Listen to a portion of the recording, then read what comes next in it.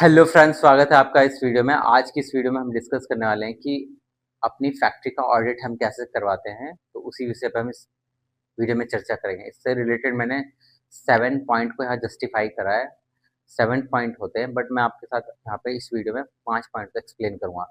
7 वाला जो लास्ट वाला पॉइंट होगा वो बहुत इंपॉर्टेंट होगा, वो कि जो कि नेक्स्ट वीडियो में आएगा हमारे। तो इस वीडियो में आप जानते हैं कौन कौन से पॉइंट को हमें समझना चाहिए। How to get your plastic product manufacturing factory audit, that's my vision. आज का हमारा टॉपिक है कि अपने प्लास्टिक, आप कोई भी पार्ट XYZ पार्ट बनाते हो, उसको उसके लिए जब किसी OEM के साथ आप कोऑर्डिनेट करते हो, उनके लिए काम करते हो, तो उस फैक्ट्री के लिए प्रॉपर ऑडिट कैसे होता है, तो अपनी फैक्ट्री का ऑडिट कैसे करवाते हैं हम, ठीक है। Maintain proper document. आप अपनी फर्स्ट प्रायोरिटी आपकी क्या होनी चाहिए, आपको पूरे जितने भी फैक्ट्री से रिलेटेड लीगल डॉक्यूमेंट होते हैं, जो इंडियन लॉ के हिसाब से, जैसे मैं अभी इंडिया में खड़ा हूँ तो इंडिया के हिसाब से, या फिर दूसरी कंट्री में कोई काम कर रहा तो उस कंट्री के हिसाब से जितने भी डॉक्यूमेंट्री वर्क होते हैं वो फर्स्ट ऑफ ऑल कंप्लीट होना चाहिए। First of all, right now I am talking about और माय कंट्री। हमारी कंट्री में कौन कौन से लीगल डॉक्यूमेंट होने चाहिए, तो फर्स्ट होता है कंपनी रजिस्ट्रेशन नंबर। कोई भी आप कंपनी बना रहे हो, आपकी कंपनी का प्रॉपर रजिस्ट्रेशन सर्टिफिकेट होना चाहिए। एमएसएमई है, एमएसएमई है तो एमएसएमई, इंस्टीट्यूट है तो इंस्टीट्यूट, या फिर कॉर्पोरेट है तो कॉर्पोरेट, या फिर जो जिस तरह के भी आपका ऑर्गेनाइजेशन है उसके हिसाब से यहाँ पे आप एक छोटा सा रजिस्ट्रेशन, या आप बिगिनर हो तो एक एमएसएमई का छोटा रजिस्ट्रेशन आपके पास होना चाहिए फर्स्ट। सेकंड हो जाता है गेट जीएसटी। आप काम कर रहे हो तो गवर्नमेंट को तो जीएसटी पे करना ही पड़ेगा, आपको गवर्नमेंट को टैक्स पे करना पड़ेगा, तो वो टैक्स का जो जीएसटी होता है वो आपके पास होना चाहिए। State security certificate. Security certificate legal document जो इंडियन कॉन्स्टिट्यूशन के थ्रू आते हैं वो सारे, जैसे पैन कार्ड हो गया, टिन नंबर हो गया, पहले टिन होता था, पैन हो गया, तो वो सारे अकाउंट से रिलेटेड सारा डॉक्यूमेंट आपके पास रेडी होना चाहिए। ISO 9001 या अदर 2000 अदर सर्टिफाइड कंपनी, अगर आपकी कंपनी ये ISO 9001 या 2001 सर्टिफाइड है तो आप प्रॉपरली ये कह सकते हो कि हाँ, मैं ये सारी चीज़ों को फॉलो करता हूँ, तो मैं जो क्वालिटी का कमिटमेंट करूँगा आप लोगों के साथ, that would be authentic and genuine. Next हो जाता है क्वालिटी मैनुअल एंड शॉप। आप क्वालिटी का जो डॉक्यूमेंट होता है, SOP शॉप का जो डॉक्यूमेंट होता है वो आपके पास होना चाहिए। उससे ये प्रूफ होगा कि आप जो भी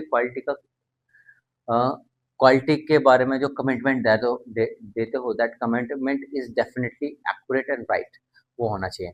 machine maintenance record, for example मैं बात करूँगा मशीन की, तो मशीन का जो आप मशीन आज आपने जो भी प्रोडक्शन कराए, उस प्रोडक्शन को मैं अगर 6 महीने, साल या 2 साल का दोबारा चेक करना चाहो तो वो रिकॉर्ड आपके पास मेंटेन होता है, तो वो आप दिखा सकते हो।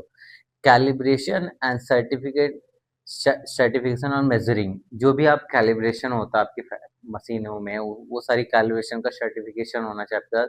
वो मेजरिंग, जो भी आप पार्ट बनाते हो कैसे मेजर करते हो, वो सारा कैलिब्रेशन से रिलेटेड जो भी है वो सारा पेपर वर्क आपके पास होता है। तो ये कुछ मेन मेन डॉक्यूमेंट है आपके पास होने चाहिए। नेक्स्ट क्या होता है, quality quality control system.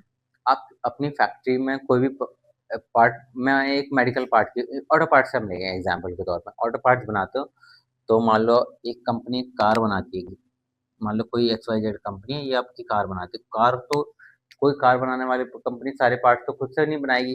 Car का लाइट लाइट किसी और से बनवाएगी, इंटीरियर किसी और से बनवाएगी, इलेक्ट्रिकल पार्ट किसी और से बनवाएगी, और वो मैकेनिकल पार्ट्स कहीं और से बनवाएगी, वो टायर कहीं और से बनवाएगी।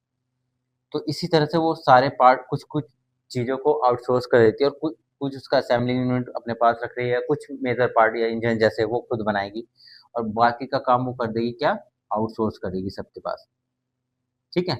आउटसोर्स जब वो कर देती है तो उस केस में क्या करना पड़ता है, जब वो काम आउटसोर्स करती है तो वो क्या-क्या चीज़ें आपको वो काम देना चाहती है कोई कंपनी, ये सारा डिस्कशन जो हो रहा है, कोई मान लो मैं एक मैन्युफैक्चरर हूँ और मैं काम चाहता हूँ, ठीक है? और कोई कंपनी मेरे को काम क्यों देगी? तो क्यों देगी और कैसे देगी और उसके लिए क्या प्रोसेस होता है, वो सारी चीज़ों की इन्फॉर्मेशन ही है ये। तो यहाँ पे आप क्वालिटी कंट्रोल में क्या कर सकते हैं, इनकमिंग रॉ मटेरियल का इंस्पेक्शन। आपकी फैक्ट्री में जो भी, मैं मान लें ये कोई कंपनी आपको रॉ मटेरियल प्रोवाइड करती है, तो इसका रॉ मटेरियल का जो इंस्पेक्शन सर्टिफिकेट होता है वो आपके पास होना चाहिए, ठीक है?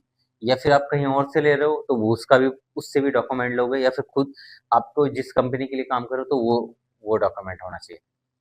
तो जो भी आपको काम जहाँ से भी रॉ मटेरियल बाय करते हो आप, वो पूरा इंस्पेक्शन सिस्टम आपके पास होना चाहिए। इन प्रोसेस क्वालिटी इंस्पेक्शन, जो भी आप प्रोसेस करते हो उसका, आपको मान लो मुर्गार्ड बना रहे हो फॉर एग्जांपल, तो मुर्गार्ड बनाने में आपका जो क्वालिटी इंस्पेक्शन होता है उसकी वो सारी चीज़ें इंस्पेक्शन होनी चाहिए, ठीक है? फाइनल इंस्पेक्शन बिफोर डिस्पैच, कोई पार्ट आप मान लो मैंने मुर्गार्ड बनाया वो मैं डिस्पैच कर रहा हूँ, तो उसका जो डिस्पैच से पहले उसका क्वालिटी का इंस्पेक्शन कि भाई ये प्रॉपर पार्ट फैक्ट्री से जो बाहर निकला है that is 100% accurate and okay, तो वो आपको चेक करना पड़ेगा, ठीक है? ट्रे ट्रेबिलिटी ट्रेबिलिटी रिकॉर्ड, ट्रेबिलिटी रिकॉर्ड क्या होता है? जो भी आप आपने आज तक काम करा है उसका सारा इंफॉर्मेशन आपके पास होता है। तो अ, ये सारा रिकॉर्ड आपके पास होता है, ठीक है? नॉन कंफर्मिंग प्रोडक्ट हैंडलिंग, जो भी आप प्रोडक्ट बना रहे हो उसका कोई पार्ट नॉट ओके है, नॉन कंफर्म है, तो उसका प्रोडक्ट रिकॉर्ड रिपोर्ट उसकी हैंडलिंग आपके पास होनी चाहिए। क्या रीज़न रहा, क्यों आया, कैसे रिजॉल्व कर सकते हैं, और ये हमारे जो भी काम कर रहे हैं उसमें ये डिस्पैच नहीं होना चाहिए, ओके पार्ट में नॉट ओके पार्ट नहीं जाना चाहिए, ठीक है? Corrective and preventive action record, ठीक है? बहुत से कंपनीज क्या करती है, शैप सॉफ्टवेयर होता है या कोई भी एक्सवाइजेड वो सॉफ्टवेयर होता है, उस सॉफ्टवेयर में पूरा आपने मान लो 5 साल मैंने किसी कंपनी मैंने मेरी फैक्ट्री में दूसरी कंपनी का 5 साल का काम हुआ है, ठीक है? तो इस 5 साल में मैंने जितने भी वर्क करे हैं उस पूरा वर्क का पूरा रिकॉर्ड मेरे मेरे सॉफ्टवेयर में रहेगा। शैप सॉफ्टवेयर हो सकता है, वो अदर सॉफ्टवेयर हो सकता है, ईआरपी होता है, हर कंपनी का डिफरेंट है। उस सॉफ्टवेयर में मैंने पूरा 5 साल का रिकॉर्ड रखा है। पुराने ज़माने में हम गत्ते बना के रखते थे, 1 फाइल, 2 फाइल, 3 फाइल ऐसे करके। अब but right now this is not possible, तो आप पूरा एक सॉफ्टवेयर बाय करते हो, उस सॉफ्टवेयर में सारा डे बाय डे का रेगुलर का आज मैंने जो भी प्रोडक्शन करा मॉर्निंग से इवनिंग तक, उसमें कितना octet part, not octet part, machine की वो सारी चीज़ें हम उसमें मेंटेन ऐड करके रखते हैं, और वो कभी भी कोई ऑडिट के लिए आता है हमें तो वो हम दिखा देते हैं कि भाई ये मेरा उस दिन का प्रोडक्शन था, ये सारी चीज़ रिकॉर्ड थी, तो वो सारी चीज़ें, ठीक है? नेक्स्ट क्या कर सकते हैं आप? मशीन प्रोडक्शन रीडिंग, मशीन का जो भी प्रोडक्शन होता है उसको रीड करना है। मान लो आज मेरी मशीन में 3000 पीस निकले हैं फॉर एग्जांपल, 3000 पीस का प्रोडक्शन हुआ है। कल कल कितना हुआ था, परसों कितना हुआ, उसमें अप एंड डाउन आ रहा है तो क्यों आ रहा है, क्या रीज़न रह रहा है, वो सारा रिकॉर्ड आपके पास होना चाहिए, ठीक है? तो मशीन प्रिवेंटिव मेंटेनेंस, आपने मशीन के अंदर आपकी आप कितने दिन में प्रिवेंटिव मेंटेनेंस कर रहे हो, और प्रॉपर वो हो रहा है या नहीं, वो सारी चीज़ें आपको देखना है। ऐसा नहीं कि आप कुछ भी मेंटेनेंस नहीं कर रहे हो और सडन अचानक से मशीन ब्रेकडाउन में आ गई और 2-3 दिन के लिए आपका काम ही रुक गया। तो वो आपको प्रिवेंटिव मेंटेनेंस आपको चेक करना है, ठीक है? नेक्स्ट होता है machine cleaning and housekeeping. Responsibility होती है मशीन की प्रॉपर सफाई होनी चाहिए, क्लीनिंग होनी चाहिए, एंड हाउसकीपिंग, जो भी शॉप फ्लोर एरिया है वो सारा प्रॉपर ओके होना चाहिए, साफ सुथरा, नीट एंड क्लीन, क्योंकि आप जो भी पार्ट बना रहे हो वो पार्ट कहीं ना कहीं कोई बाय कर रहा है, उसके अंदर कोई डस्ट पार्टिकल आएगा तो वो सही नहीं रहेगा। मान लो मेडिकल पार्ट में फॉर एग्जांपल मैन्युफैक्चर कर रहा हूँ, तो कोई डस्ट पार्टिकल आ गया, वो बॉडी के लिए अनहाइजीनिक है, या फूड पैकेजिंग इंडस्ट्री में आप काम कर रहे हो तो वो अनहाइजीनिक है हमारे हमारे बायर्स के लिए।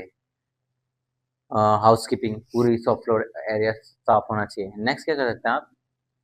प्रॉपर मशीन इंस्पेक्शन, आपकी मशीन का प्रॉपर इंस्पेक्शन, मान लो इंजेक्शन प्रेशर कितना है, क्लैंपिंग प्रेशर कितना है, ओवरऑल मशीन का इलेक्ट्रिकल पैनल सारी चीज़ें ओके है, या ड्राइव में कोई डस्ट पार्टिकल तो नहीं हो गया, वो सारी चीज़ें आपकी ओके होनी चाहिए, ठीक है?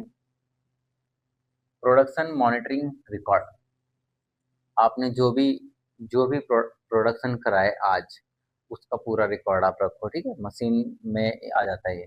प्रोसेस पैरामीटर रिकॉर्ड, आज आपने मान लो फॉर एग्जांपल ये कैप ही बनाया है एक पेन का, फॉर एग्जांपल एक छोटा सा एग्जांपल लेंगे, ये कैप आपने बनाया, ठीक है? तो पैरामीटर, इस कैप को बनाने के लिए ये मान लो मेरी मशीन का एक ग्राफ में ले लेता हूँ छोटा सा, ठीक है? प्रेशर, स्पीड, पोजीशन, ठीक है। तो यहाँ पे आपने कितना प्रेशर दिया था, कितनी स्पीड दी थी और कितना पोजीशन लगा था, कितना माल इंजेक्ट करा था, तो ये पार्ट बना था। तो इसका पूरा का पूरा रिकॉर्ड आपको होना चाहिए इस पार्ट को बनाने का। इससे आप फ्यूचर में आप ये डाई 5 साल 10 साल का दोबारा या 4 महीने 6 महीने का दोबारा यूज करोगे तो आपको पास रहेगा कि भाई इस डाई को मैंने चलाया था, इतना इंजेक्शन प्रेशर था वहाँ पे, इतना स्पीड में मैंने इसको चलाया, इतना माल मैंने इंजेक्ट करा, तो ये पार्ट मेरा कंप्लीट रेडी हो गया। तो ये रिकॉर्ड रहेगा, तो फ्यूचर में अगर मैं दोबारा 2 4 महीने 6 महीने का दोबारा इस डाई को लगाऊंगा तो मेरे पास रिकॉर्ड है भाई, इस डाई को चलाने के लिए ये पैरामीटर है, वो आपको प्रेस करने, सिंपली आपकी डाई रनिंग कंडीशन में आ जाएगी। तो आप ये कर सकते हैं। नेक्स्ट क्या होता है, shop floor organisation, maintain a clean organisation work place 5S using. 5S formula आपको यूज करना है। 5S फॉर्मूला के थ्रू आप अपने जो शॉप फ्लोर है उसकी प्रॉपर प्रॉपर ऑर्गेनाइज कैसे कर सकते हो वर्क प्लेस को आपको, ठीक है। क्लीन प्रोडक्शन एरिया, ठीक है। फर्स्ट ऑफ ऑल आपको करना है जहाँ पे भी आपका मैन्युफैक्चरिंग हो रहा है तो वो एरिया बहुत साफ सुथरा होना चाहिए। मटेरियल इंस्पेक्शन लेवल, आप जो भी रॉ मटेरियल वहाँ पे रख रहे हो वो उसका पूरा इंस्पेक्शन होना चाहिए, वो सारी चीज़ों का ध्यान रखना है ना। Safe stage raw material finishing goods, जहाँ पे भी आप रॉ मटेरियल रखते हो वो एरिया भी फिनिश होना चाहिए, साफ सुथरा होना चाहिए, ठीक है। शॉप फ्लोर वो एरिया। डिफाइन मटेरियल फ्लो, जो भी मटेरियल है वो आपका डिफाइन फ्लो, प्रॉपर उसका फ्लो बना रहना चाहिए। ऐसा नहीं कि आज आपने 4 बैग यहाँ रख दिए थे, बाद में 5 दिन के बाद आपने प्रॉपर वहाँ पे माल नहीं डाला और वो आगे प्रोडक्शन रुक गया। तो जो भी हमारी लाइन है उस लाइन में प्रॉपर जितना यहाँ से बैग हम कैरी करके मशीन में डाल देते हैं उतना बैग दोबारा वहाँ पे आ जाना चाहिए, ऐसे मेंटेन रखना है आपका। नेक्स्ट क्या कर सकते हैं आप, वेस्ट स्टेरिएशन, जो भी आपके फैक्ट्री में ओवरऑल वेस्ट निकलता है, जैसे वेट निकल गई, रनर निकल गया, वो सारी चीज़ें, तो उसको कहाँ वेस्ट करना है, या फिर डस्ट फैक्ट्री का अदर वेस्टेज होता है, तो हर वेस्टेज को कहाँ एडजस्ट करना है, वो सारी चीज़ें आपको सेट करनी है। नेक्स्ट क्या करते हैं, safety safety safety is a more important thing. आप फैक्ट्री चला रहे हो, अगर आपने सेफ्टी का ध्यान नहीं रखा, किसी को कुछ हो गया, आज आपकी फैक्ट्री में ताला लग जाएगा या 10 लोग आ जाएंगे कि आप इनकी फैक्ट्री बंद करो, इनकी फैक्ट्री में प्रॉपर सेफ्टी का ध्यान ही नहीं रखा जाता। उस चीज़ों को मद्देनजर रखना है, that's very important for every manufacturer. यहाँ पे क्या कर सकते हैं आप, सेफ्टी कंप्लेन, ऑडिटरी पे द क्लीन अटेंडेंस, यहाँ पे बहुत ध्यान रखना है आपको। Fire fire safety, acceleration and emergency exist, अगर कहीं आग लग जाती है आपके फैक्ट्री में तो वहां से इमरजेंसी एग्जिट होना चाहिए आपके पास, ठीक है। पीई फॉर एम्प्लॉयज, एम्प्लॉय के लिए पीईपी होना चाहिए, ठीक है। नेक्स्ट क्या होता है, इलेक्ट्रिकल सेफ्टी, मान लो आपकी कोई स्पार्किंग की वजह से आपके रॉ मटेरियल में आग लग गई, आपकी मशीन में स्पार्किंग हो गया, मशीन में आग लग गई, तो इलेक्ट्रिकल सेफ्टी का ध्यान रखना है, ठीक है। नेक्स्ट क्या करना है, first edit facilities, first aid first aid facility like, आपकी फैक्ट्री में फर्स्ट एड मतलब मेडिकल से रिलेटेड, जो भी इमरजेंसी जैसे कट लग गया हाथ में या कुछ हो गया, एक्सीडेंट अचानक से कुछ हो गया, तो बेसिक फर्स्ट एड होना चाहिए, फर्स्ट एड बॉक्स। उससे ये रहेगा आपकी फैक्ट्री में किसी को हाथ कट गया, चोट लगी हाथ पैर पे, तो थोड़ा बहुत आप बांध बांध के जल्दी से जल्दी उसको हॉस्पिटल ले जा सकते हो। थोड़ा बहुत कट गया तो उसको क्लीन करके खुद ही आप बैंडेज वैंडेज लगा के आप काम कर सकते हो। तो फर्स्ट एड की फैसिलिटीज होनी चाहिए।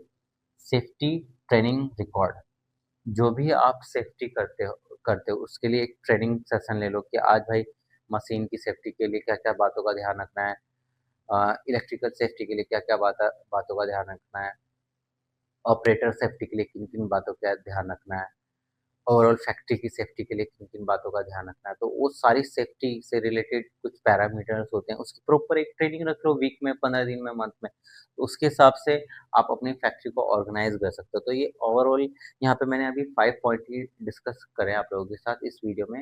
नेक्स्ट 2 पॉइंट लेफ्ट है, वो मैं नेक्स्ट वीडियो में आप पार्ट 2 बना के इस वीडियो को मैं आपके साथ शेयर कर दूंगा।